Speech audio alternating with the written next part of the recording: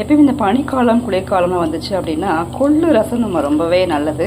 So இப்போ கொள்ளு அப்படிங்கிறது ரொம்பவே நம்ம உடல் நலத்துக்கு நல்லது. இது நல்ல உடல் வலிமையை கொடுக்கும். அதே போல் சளி பிடிச்சிருந்துச்சு அப்படின்னா நல்லாவே ரெக்கவர் ஆகும். இந்த ஒரு சிம்பிள் இதை எப்படி பண்ணலாம் அப்படின்னா கொள்ளு கொஞ்சம் எடுத்துகிட்டு ஊற வச்சு அப்புறம் வேக வச்சு எடுத்துக்கணும். கூட தக்காளியும் ஆட் பண்ணி வேக வச்சு எடுத்துகிட்டு அது கூட கொஞ்சோண்டு புளியை ஆட் பண்ணிவிட்டு நம்ம இந்த ரசத்துக்கு யூஸ்வலாக என்ன பண்ணுவோமோ அதையே அப்படியே போட்டு ப்ரிப்பேர் பண்ணிக்கணும்.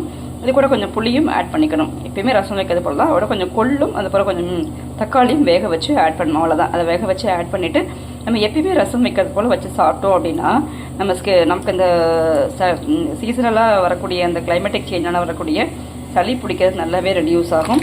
அதே போலவே உடல் நல்ல வலிமையாகும். ஸோ இது ஒரு சிம்பிள் சொல்யூஷன் தான். நம்ம இதை ட்ரை பண்ணும் போதே நம்ம ஸ்கின் என்றைக்குமே ஒரு வலிமையாக இருக்கிறதுக்கு ரொம்பவே யூஸ்ஃபுல்லாக இருக்கும். இதை எங்கள் பாட்டி இதை சொல்லிக் கொடுத்தது இது. ஸோ இப்போ பார்த்தீங்கன்னா அவங்களாம் வாரத்தில் 1 அல்லது 2 டைம் கொள்ளு ரசம் அப்படிங்கிறது ப்ரிப்பேர் பண்ணி சாப்பிடுவாங்க.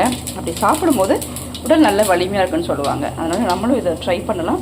இதை ட்ரை பண்ணும்போது சளி பிடிக்கிறது நல்லாவே குறையும். அதே போலவே இது நமக்கு ரொம்பவே நல்லது.